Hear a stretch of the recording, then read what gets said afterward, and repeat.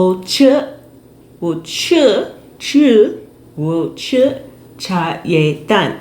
I eat a tea egg. So let's see. See how this goes. I'm just gonna make sure I get all the shells off. Okay. Maybe that's not bad. Honestly, it tastes like it still tastes like a hard-boiled egg to me.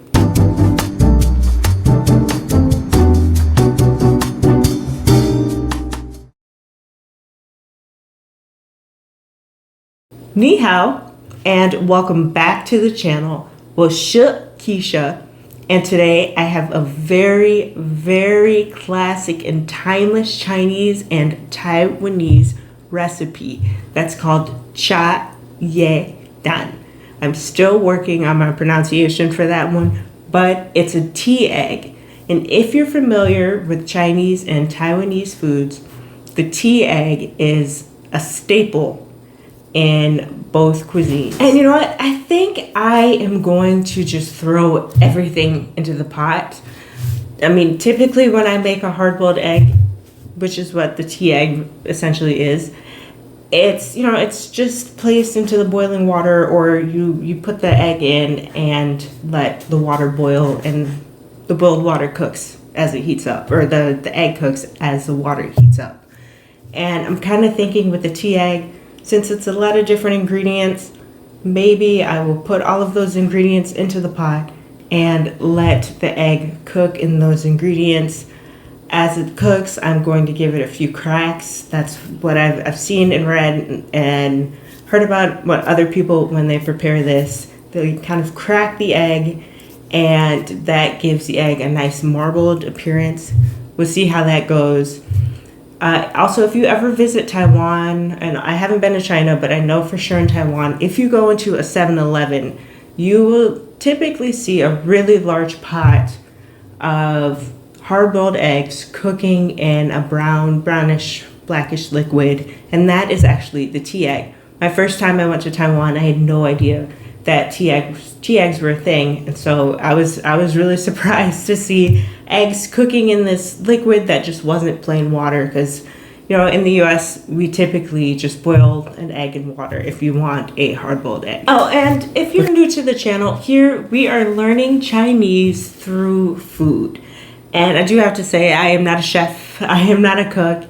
I just really enjoy learning Chinese and wanted to pair language learning with food learning, and thought that that would be a really good idea to have some people join me on my language learning journey. And hopefully you all can pick up some words too, or contribute. Let me know if I'm saying something wrong. Let me know how my pronunciation is. And you can also let me know how my Chinese recipes are. I do have to say that I am new to this. I'm not a cook, I'm not a chef. I just wanted to share how to make a tea egg. So let's get started. I'll start by pouring coconut aminos into a pot. Typically, you'd use soy sauce or jiangyou for this recipe, but I'm a bit sensitive to it, so this is a great alternative. I added 2 cups of water, or liang bei shui. Then san ge bai jiao, or 3-star anise, which added a really nice flavor in the end. Then 一根 ro gui ban, or 1 cinnamon stick. Then 2 cups of black tea, or liang bei hong cha.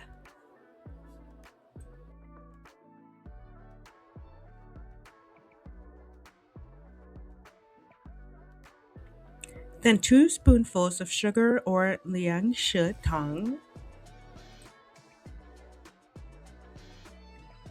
Then it was time for the eggs, and I added 5颗鸡蛋, or 5 eggs. And at first I was concerned that brown eggs wouldn't marble properly, but it doesn't really matter if you use brown eggs or white eggs.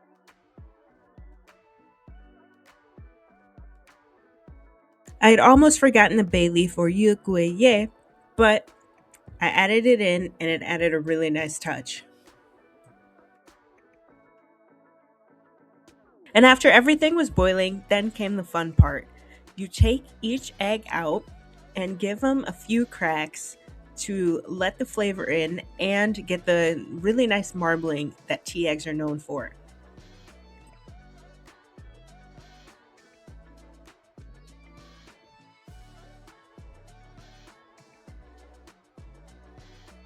But you really have to be gentle in doing this because I hit a few of them a little too hard and they cracked and let some of the liquid inside out.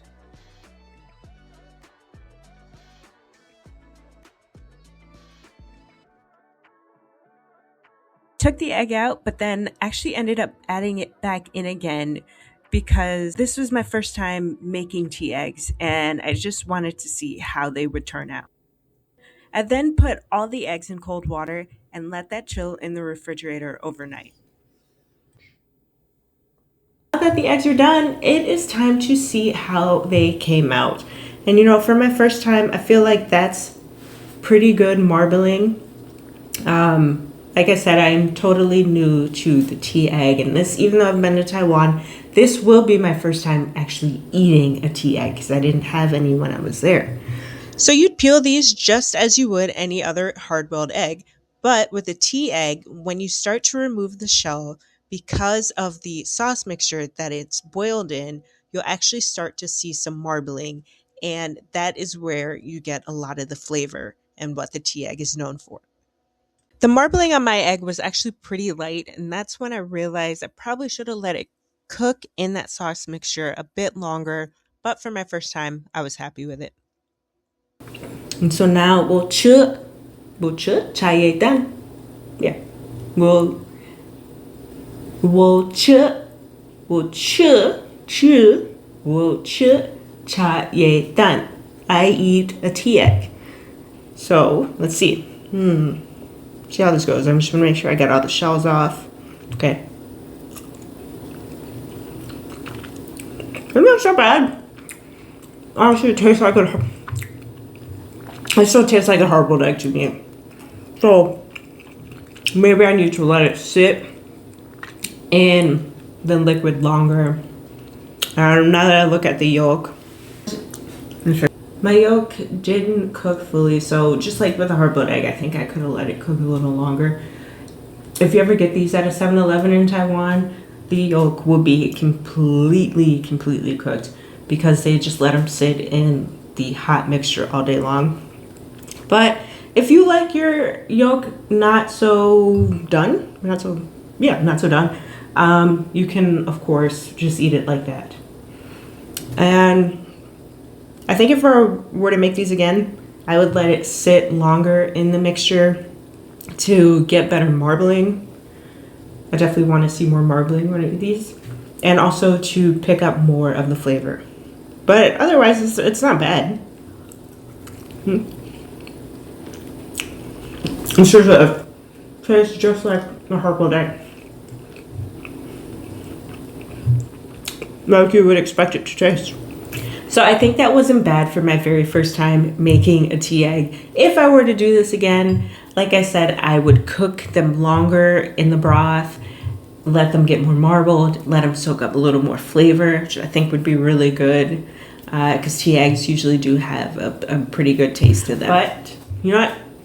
For what it's worth, I am happy with the way my tea eggs came out, especially since it was my very first time making these tea eggs.